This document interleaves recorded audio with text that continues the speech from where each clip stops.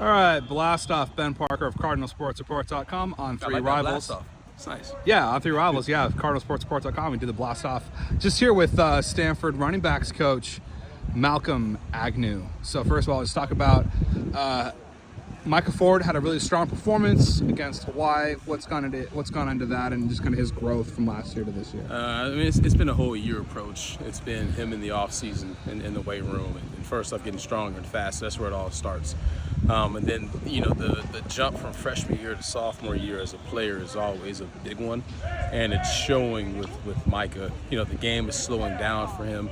He's more confident in himself as well, and he's more decisive with his decisions because there's less thinking going into playing the position because he has a year under his belt, right? And he's also, he's matured, as his body's matured and just he's matured in general. So he's done a lot of work, and it started since the end of last year. So. Yeah, and then also to talk about kind of the overall depth of your room. Just kind of how do you feel things are depth-wise with where you guys are? Yeah, this is the deepest the room has been here since I've been here. I like and I trust a lot of guys to play on the field, which gives us the opportunity to be flexible in certain situations, to keep guys fresh, to make sure that we can have guys ready to go in the fourth quarter, right? Different guys that do different things, different situations, which I like. And it gives you more depth when you feel like you can play certain guys in certain spots. So I really like the depth. There's a lot of guys that I trust in a lot of different situations, and that's kudos to that group for all the work they put in the off season, learning the system, right? Getting in really good shape to handle the load that they're gonna have to handle this year. Yeah, and then Cedric Irvin came in, did a lot of good things, like a 4.6, 4.9 yards to carry, I think. Last week. Just same kind of question. What's he done to kind of improve his game for this year? Yeah, look, Cedric, from the beginning since I've been here, has always been a guy that's been steady, right? I mean, when he was a freshman, he got his first start against Arizona. I think he had 10 carries for 60-some yards, I think, and including the long, explosive. And he did a good job. Biggest thing he did a good job of in that game was pass protection as a young back. And so I'm not surprised that he, had a quality game and, protected pretty well for the most part. That's always who he's been. The biggest thing that Ced has had to improve on, right, was making guys miss with the ball in his hands, right, and doing a better job of falling forward consistently. And he did a good job of that in the first game. But yeah, no, he ran hard and played hard against Hawaii, and I was pleased with his effort. But I'm not surprised. That's who Ced is. Ced is steady. Ced is a great competitor, and like I said, he's the leader of this room, so I'm not surprised at all. You guys didn't have a rushing touchdown last year with the running back. You finally got one in week 1. We did. Was that something, or week 0, I should say? Was that something you guys talked about at all? Was that an elephant in the room that wasn't addressed? Or just talk about that a little bit. Yeah, look, I'll say this, and I'm surprised I haven't been asked this question before. Like I really am. It is something that we obviously knew about, and we know it wasn't fully in our control, but also are disappointed because we certainly could have scored an explosive touchdown of longer than 18 or 20 yards. So we all knew that we had to be better in control what we could have controlled in that situation.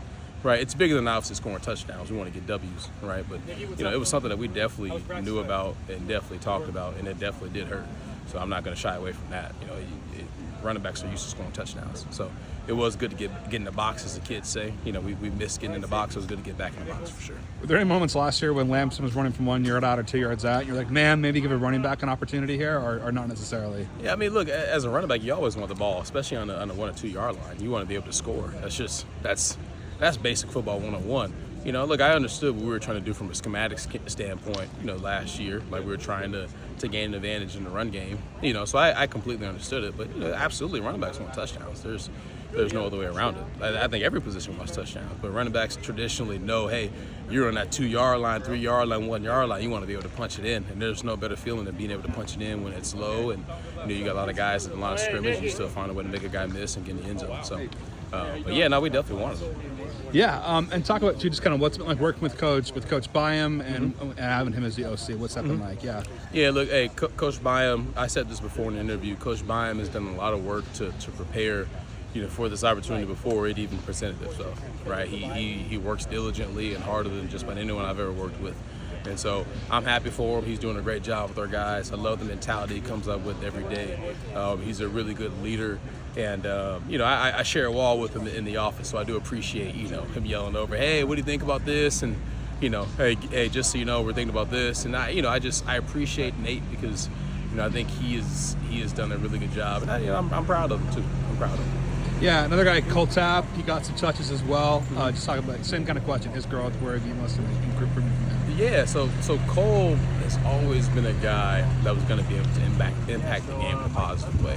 Just first off, the way he works, right? Very diligent, very thorough, very detailed with his approach to the game. A guy that wants to coach when it's all said and done. I think he'll be a really good coach. And so because of his approach to the game, I think that helps him have a lot of success in the field. Right, he's a low to the ground guy that's compact, so he's going to be a harder guy to bring down at times if you can't get a good shot on him, which he's done a good job of. He reads runs really well, right? He's very efficient with his runs for the most part. And so, yeah, no, he brings an element to the game. He's trusted in all the different scenarios like some of the other guys are. So, yeah, no, I mean, like Cole a lot for sure. Two more questions before I let you go. I'm just curious for you, having played the running back position, maybe I've asked this before, but how much does that help you be a running backs coach, having played the position yourself? You know what? That's a really interesting and loaded question.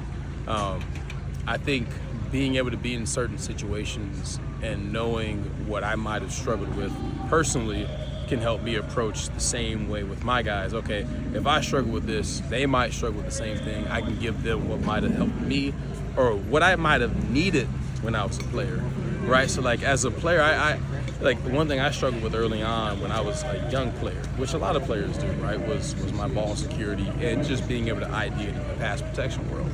Right, so I spend a lot of time with my guys in the pass protection world trying to make sure we're ID'd properly because it's very important when you're trying to get the ID right.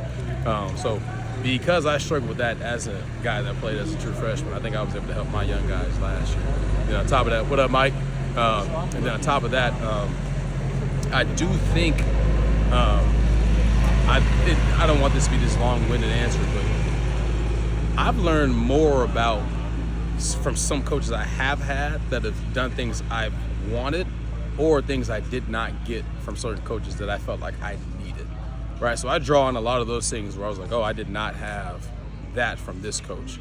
And so I wanted to give that to my guys more. So I think I learned more from what I either got or didn't get. So like one example, I thought one of my coaches, one of my last years in college, he did a great job of empowering me. He pointed me in the right direction with our steps, aiming points, and reads on the runs.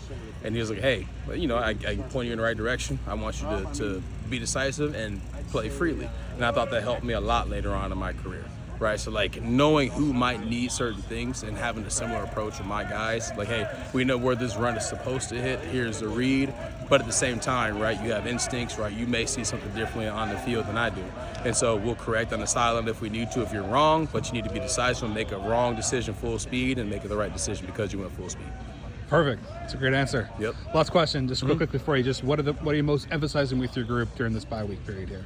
Yeah, not taking it for granted. First off, we're trying to get better at all the little things, right? We got to make sure that we're as sharp as we can be from a protection standpoint, just in general, right? That's so important for running backs, right?